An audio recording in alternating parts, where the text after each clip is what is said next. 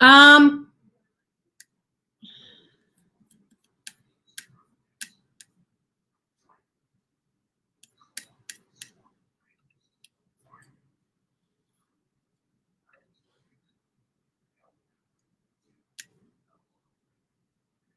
okay.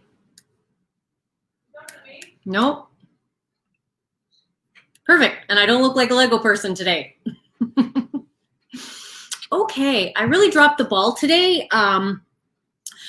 regarding telling anybody that this was happening or sending out a reminder. So I understand you guys might not be here, and that's okay. If you are, though, definitely say hello. Again, if you aren't registered with StreamYard, and apparently even some people that are, it's not telling me your name. So you pop up as Facebook user. Oh, I do see there's some people here. So, okay. So today I want to talk about something that is pretty important, and I guess I've kind of alluded to it, but without really getting to the point. So, okay, I'm going to start at the beginning. So when we are creating things, and so this goes for a relationship, right? If we want to manifest a better relationship, there are like 3 categories of people. So, hi, Facebook user, I'm glad you're here. So when, hello, like I said, I don't, you're all Facebook users, but I'm all really grateful you Facebook users are here. So when people want to create things in their life, they kind of fall into 3 categories. So they all start using the techniques and they do the mindset work, and it goes really smoothly for some, and others they can kind of hit points. So the first group of people, these are the people who can create pretty easily. There's not, it might happen really fast. And hi, Alicia. And so this group then can fall into a subcategory. So these people can either create everything really easily, or they might only be able to create kind of in one area, but still really easily. So that might be money, that might be relationships, or whatever. And so then there's the second group of people. And, oh, sorry, I jumped ahead of myself. So this first group of people, they create very easily because they already have an inner foundation for what it is that they're creating. So they're what I like to call as unconsciously competent.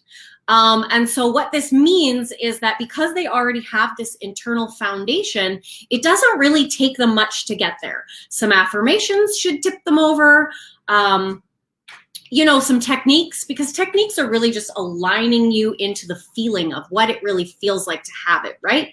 And if you want to manifest something, I've said it before, to just really distill it to its most simple, description, know you can have it. So, they can use techniques, they can use affirmations, and it can really just sort of push them over into having it without a lot of work. And so these people, because they're unconsciously competent, they can usually describe what it is that they did, but they can't tell you in full depth because it just happened naturally. Like it was just, they were just, they're conditioned in a way that, it happened easily for them. So they can always tell you how to do it, but they're going to give you, they're going to say things like, just keep believing, know that it's yours, right? I'm sure you've all heard this. Think positively, tell a positive story. And, it's just because that's just how they did it, because internally they're already set for it. So that's the first group. So now the second group of people, they will do use the techniques, do the mindset work, and they'll start to see results. But this group of people, it ends up being temporary. And then they slide back and things go back to where they were. And they might be able to get there again, but then they go back to where they were. And then there's another group of people, and these are the people that really struggle to create what it is. They might be able to get parking spots. They might be able to get, you know, coffee or gifts or whatever. But when it comes to what they really want, they struggle.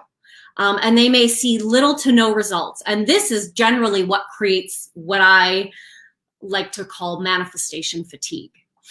And so I want to talk a little bit about the the second and third group, because we don't need to worry about the first group. They're good.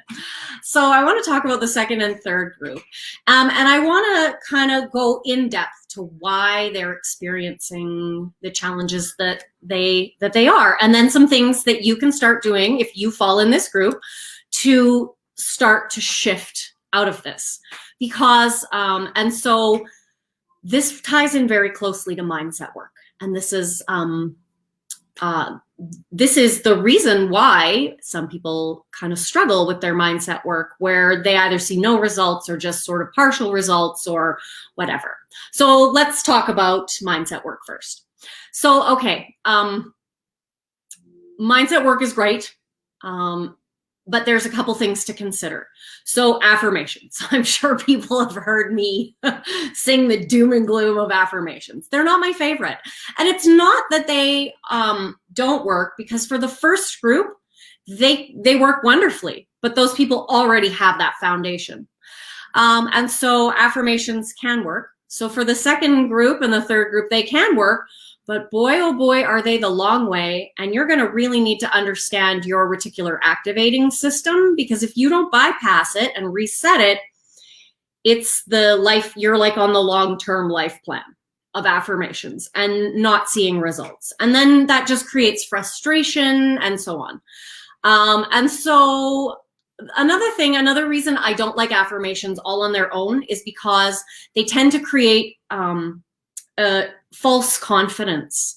And so this also brings you back to your reticular activating system. The reason this happens is because I can tell myself that I'm something over and over again, and I can start to believe it. But then when I go into a physical situation and the pressure increases, I can, yeah, they really do only work if you believe them. And that's what I mean by that, that initial foundation. The people that manifest easily, they already had that initial foundation, and it might have just been like knocked off a little bit, but it wasn't like, some people are really starting on the other side of the line. And so I want to talk about these people, because what I'm going to talk about today, this is really what's going to be a game changer for them. So, sorry, I lost my train of thought. Okay, so, you know, and so generally false confidence means that you're going to get into a pressure situation, or imposter syndrome is going to kick in for you, or like doubts start to seep in, and they basically undo very quickly all the work that you've done. And I know this because I experienced this myself. I also experienced this using hypnosis to sort of kind of overcome some of my own personal limiting beliefs. But that hypnosis is fantastic. I'm not knocking it, but if it's the only thing you're using, then you are at risk of creating false confidence. And so false confidence will, in essence, knock you right back to the beginning. And it will almost do a little extra damage, because now when you get up and start going again, you have this like, I really thought I could do it. It was really working for me. Nothing works for me, right? So now you've kind of dug your hole a little deeper. And so, and again, I'm not knocking mindset work at all. Mindset work is important, and it should be, it's part of what I'm talking about, but without this extra piece, it's like I said, it's on shaky ground. And there are definitely ways to make mindset work for you and make it faster. And I'm going to expand on those in another video, because I feel like I'm really just like taking the, you know, yeah, I'm really giving it to mindset work here, but I don't mean to be doing that. So I want to point out that that I'm going to talk about this before I go into mindset work, because this is every client I've ever worked with that I've given this to, I would have to say very few of them want to do this. But the ones that do this, this is the stuff that moves the needle. The ones that do this are the ones that see the results. And so this is important. So I'm not gonna get into the things that make mindset work today, because then you may be tempted to skip over this bit and then it reduces their effectiveness. So let's start with, so if you fall into the second or third group of people, even using those extra mindset tips, it won't be as effective, because there's something inside of you that's constantly taking you out of the game. Yeah, push pull.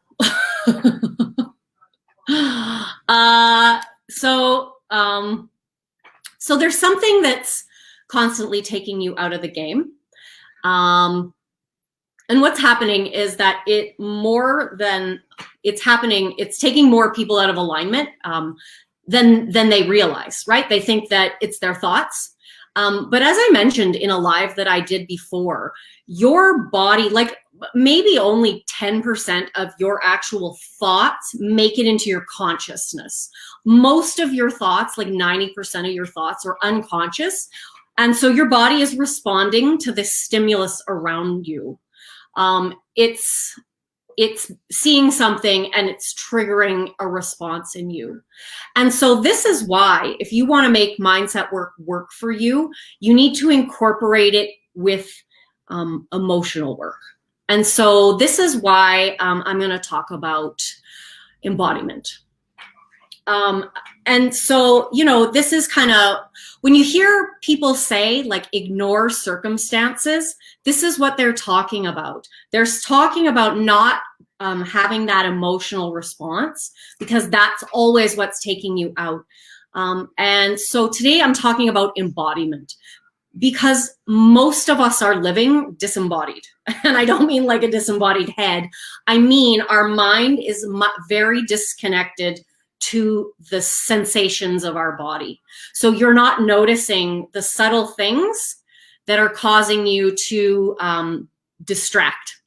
So you will be, if you are embodied, you will start to notice that you are feeling uncomfortable. And this shows up in like little nervous tics, or like flutters, or, you know, rapid breathing, or all sorts of ways, but they're very subtle.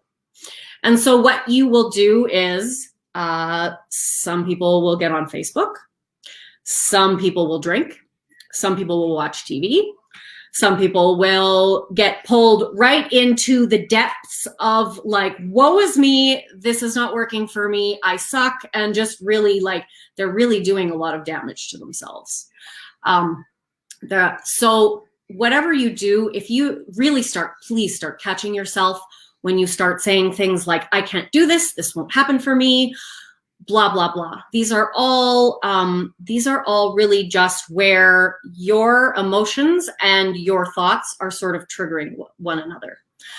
And so when they say ignoring circumstances, they definitely don't mean like literal ignoring. It's just the word they're using, because when you are not triggered by circumstances, this is what they mean. When you have literally done the work to no longer be triggered. And so this requires, the first step to this is embodiment work. And so embodiment work, I'll get into what you can do to start becoming more embodied at the end of the video, or at the end of this live. Okay, so when you are, I made notes and I'm just sort of jumping all over the place, so excuse me. Okay, so often, like I said, when we perceive things aren't going the way we want, or something unexpected pops up, we can be pulled into like anxiety or fear will rise up in your body like a volcano.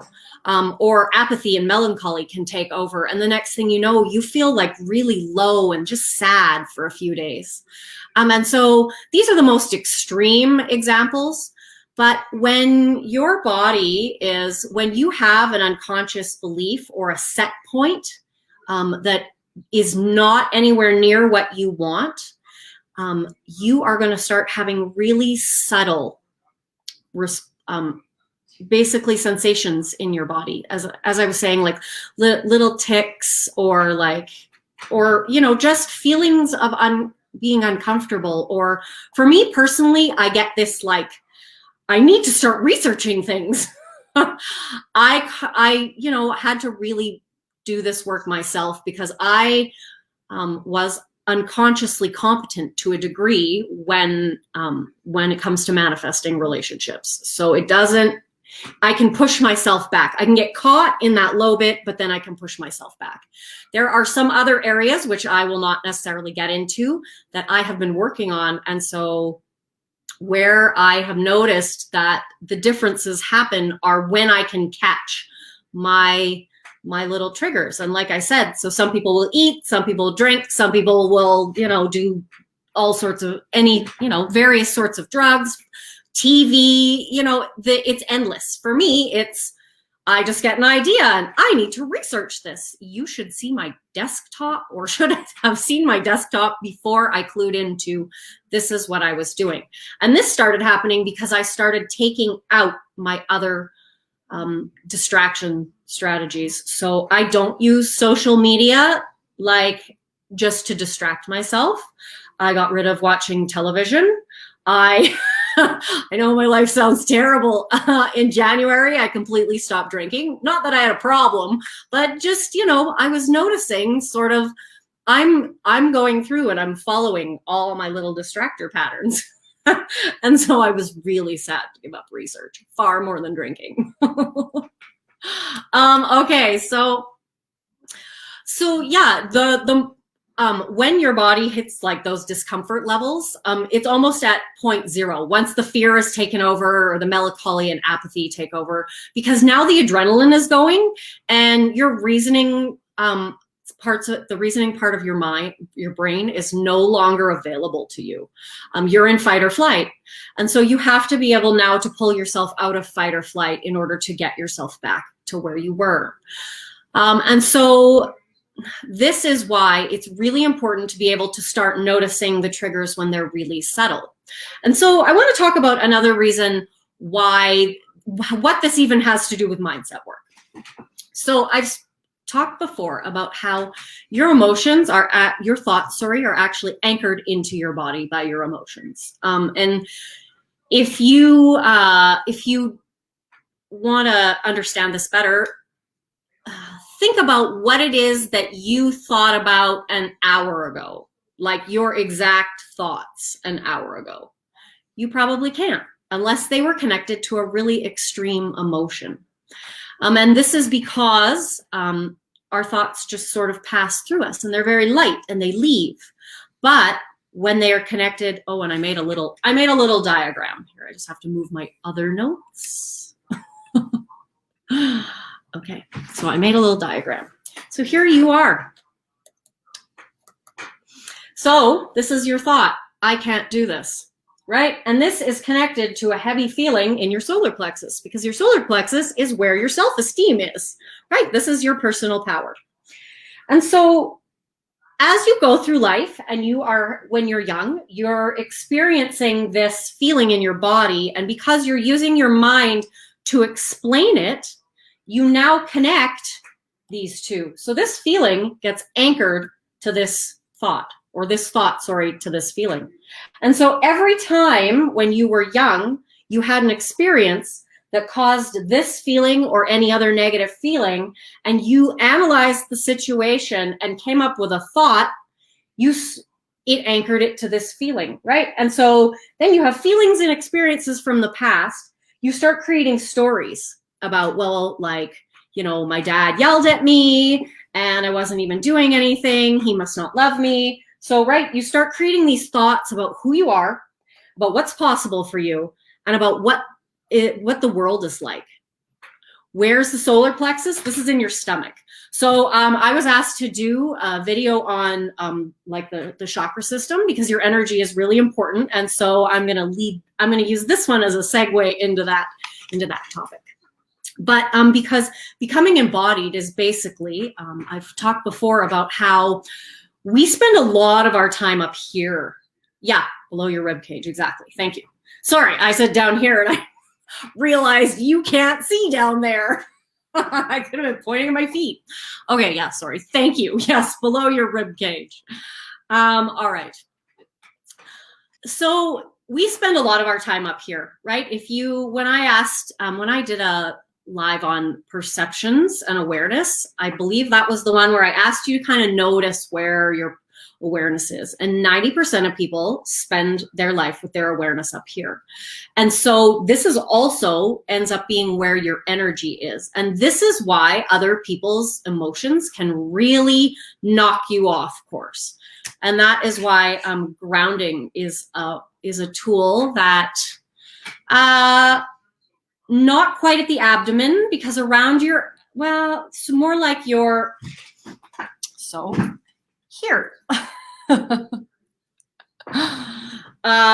it's right, because your heart chakra is here, and down in your abdominal air, well, I guess, yeah, abdomen. Yeah, okay, yep. I am not a doctor. I can point it out on this guy. All right, I'll do this quickly. So this is your third eye, right? So this is your ideas. Here is your throat chakra. This is where you speak your truth. Here is your heart chakra. This is where, this is not only where you will find your gate to divinity, right? Your heart center is right in that area, but they are different. But your heart chakra is essentially your ability to connect. So your solar plexus is here, below your rib cage. Your sacral chakra is down here, kind of between your hip bones, that triangle space between your hip bones and your groin. And then your root chakra is right underneath you at the very bottom, because this anchors you it grounds you into reality. But I will get into that. I'm completely off topic now. All right. So we spend a lot of time up here. So your energy is up here. And so what's happening is we are in essence you're living in your mind. And so when you're living in your mind and your awareness is up here, you are mostly unaware of everything that's going on below, right? So you get that little flutter in your stomach. It's got to be pretty strong for you to notice it, or you've come up with a strategy that once it comes up, because you've basically determined that most of your body feelings are uncomfortable, or perhaps, well, and I'm going to get into this, but you've kind of determined it's uncomfortable. You've come up with strategies to start disassociating, to start moving up here, and you start analyzing things rather than feeling them. And so what's often happening when we're experiencing emotions that feel really crappy is we're actually just analyzing them. So you're experiencing your emotions through your mind, and then you're resisting them. And that causes like a contraction. And so it's actually not the emotion. All right, the emotions, some of them don't feel great, but they stay longer because you have contracted, you have held on to it. And so that will cause you to suffer so much longer than if you learn to just begin to experience your emotions. And so this is why you want to start moving into your body. So that's like the big reasons, is to start processing out the emotions. But when you're being knocked off your mindset work and you're not even realizing, it's because of the subtle emotions that you're, like I said, the subtle discomforts, the slight like that you feel. And because you are living up here, you're not really consciously aware of it. And so why do we disassociate? Most people are disassociated because we're conditioned to analyze our we're conditioned to analyze everything, right? I mean, I mean, even in childhood, I know I was raised in a home, and I love my parents very much, but I was raised in a home where, you know, stop that crying, I'll give you something to cry about. Those were kind of the things that were said. And so I learned very quickly to disassociate. I am a classic stuffer and glosser, and it wasn't until I really started to do embodiment work and to really be in my body, learn to live in a more grounded place, that I actually had control over my life. Because anyone that knows me well knows that when I manifested my relationship back, I also threw it away, and then I manifested it back, and then I threw it away. And that's why I know this stuff works, is because I did it enough times before I understood, why do I keep doing this? And so I don't throw it away anymore. In fact, it's only getting better. So embodiment is really important. And so this is not different when you want to manifest money. If you are not embodied, then you are not noticing when your body is picking up, when your body is giving off these little, basically these little emotional signals. And so, like I said, we disassociate because we are not allowed to feel our feelings in childhood. Some of us, some people, it's because they experienced emotional, physical, or any other kind of abuse. And so then you disassociate.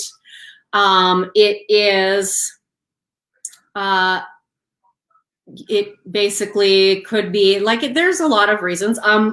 People who are very intellectually driven are less in their bodies. And so an example of this is, and you'll also, this example should give you kind of a sense of the different energy between a person who's living in their body, who's embodied, and a person who's disassociated. So think of the child who spends a lot of time in intellectual pursuits. So some people would call them a nerd, but I'm a card-carrying nerd myself, so I say that with love. Or like an athlete. So an athlete or an artist, they have to be very connected to their bodies. Now, the issue with that is when they can just as easily disassociate when they are not basically, you know, when they're not playing sports or they're not doing their art. And so this is why learning to be more embodied all the time is really a key to basically making your mindset work. Because in order to get this out, it's a lot faster to focus on the emotions, right? Because you're going to have only a few emotions and you're going to have thousands of thoughts connected to them. But also, you can affirm this as much as you want, but every time this feeling comes up, this comes back. And that's why mindset work, that's why people struggle with mindset work, unless you already have that foundation. And so, let's see. So, let me see, what did I miss? Okay, so what is actually happening when you're disassociating is that when you want something, especially if you want it really badly, but if you want something, if you want to create something and you aren't creating it, you have a block. That's all there is to it, right? Because if you can step into it being yours, then you can create it. That's just how manifestation works. And I mean, I've created some really bonkers things using that strategy. Some are easier for me than others. And so so if you have a block, what you want to recognize is that most likely you want it, and then you also don't want it. And so wait before you say, of course I want the thing I want. Let me finish. So you are only consciously recognizing that you want it. And so you repress the part of you that doesn't want it.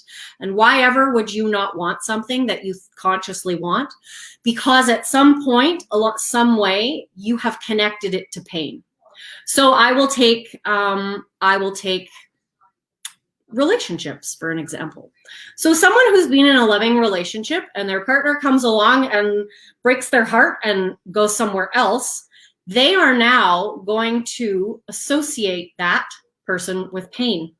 So you are carrying something inside of you that has, yeah, you have split messages, and you are repressing the one that you don't consciously want. And that's why it's really important to become embodied. So you start noticing when your body is reacting, right?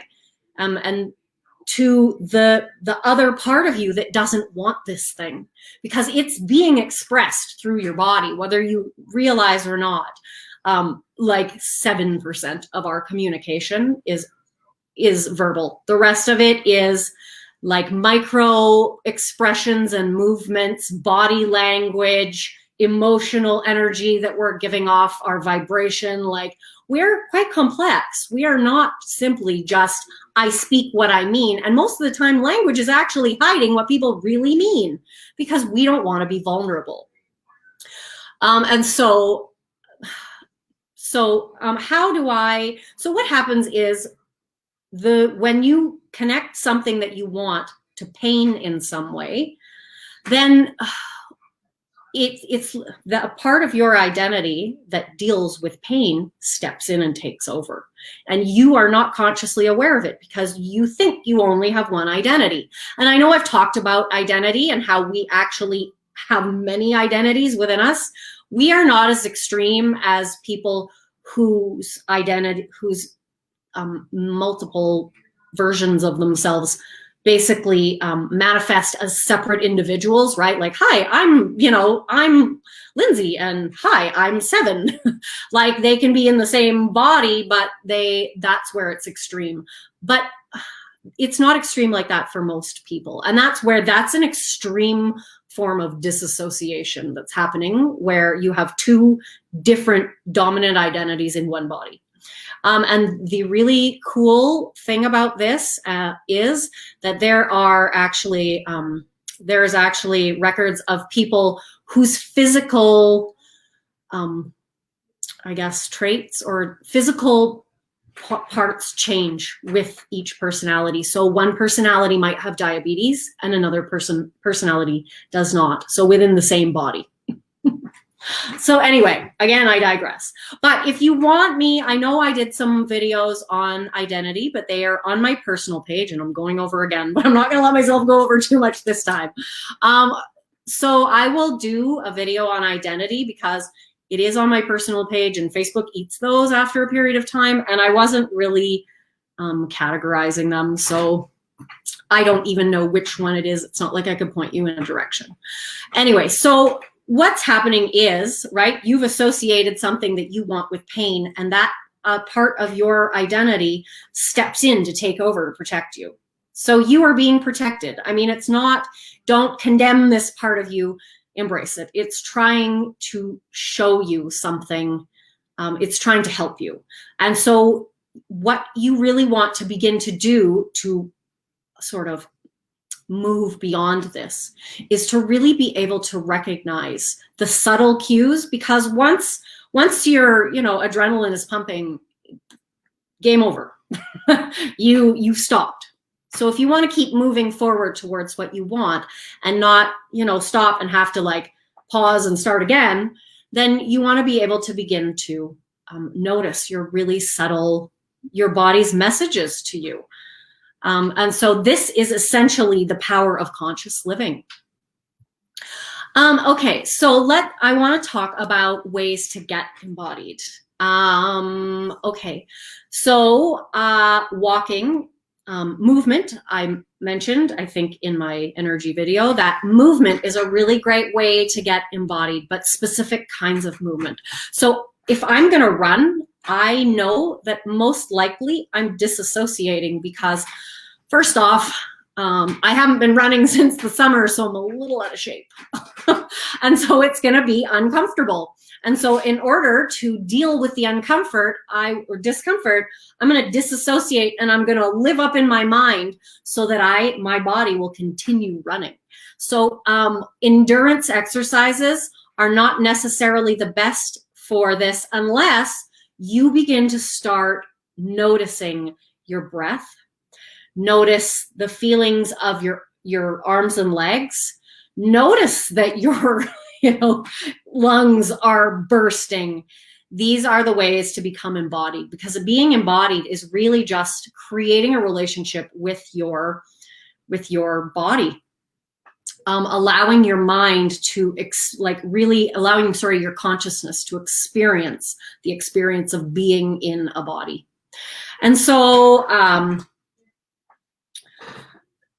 another way that you can use by yourself is yoga.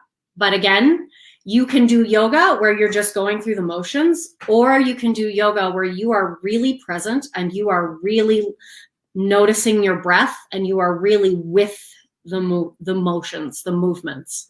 Walking, again, when you are really present, and I know that Stephen, I'm not sure if you're on here, he was telling me about his walks where he's very grateful for everything and he's really present, and that's an amazing way to become embodied.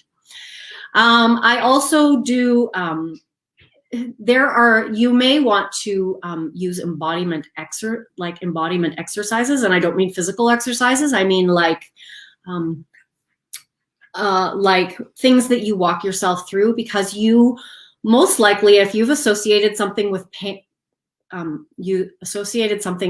pain, then you have an unconscious strategy that your body uses to pull you out of that experience, so that you are not experiencing what is going on in your body because it's so uncomfortable. And so that's where you want to start to do, you want to start to use internal work. Oh, I'm getting a FaceTime message. Perfect. That was weird. Okay. It's because I'm running over. Okay. So those are kind of ways to get started in embodiment. Meditation, but again, this is not going to be visualization meditation. This is going to be a meditation where you are really mindful and you start at the top and you begin to pull your awareness all the way down through your body. These are the ways that you're going to start becoming embodied, because you are not just a mind, you are consciousness in a body. And so if you are trying to create only from the mind, and I know that there are some spiritual teachers that talk about the negative effects of creating from the mind, you often will get what you want and what you don't want. And if your reticular activating system is set to what you don't want, guess which one you notice? So, or you are getting embodied. Best thing you can do for your manifestation. Okay, so I am, as I said, 8 minutes over, but if you have any quick questions, let me know. If there's something you want me to do to kind of expand on this, let me know. And otherwise, I'm going to talk about chakras a bit more, and sort of how they affect us in our lives. And I was asked to talk about how to know when your chakras are out of balance, because I know that mentally sometimes I will think, oh, it's not my chakras at all. And then I will go and do the chakra work and find that, oops, that's actually what the problem was. So, because they actually affect us in a much more, in a greater way than we may realize. Okay. So thank you for being here, and have a fantastic Thursday evening. And if there's something that you want me to do a video or a live on, please let me know, and I would be happy to. And otherwise, next week, like I said, I'm going to move into chakras, and then I'm going to talk a little more about, because there are a few key points that you want in order to really make your manifestations work for you and basically stop your mind and body from taking you out of the game. Okay, have a fantastic Thursday.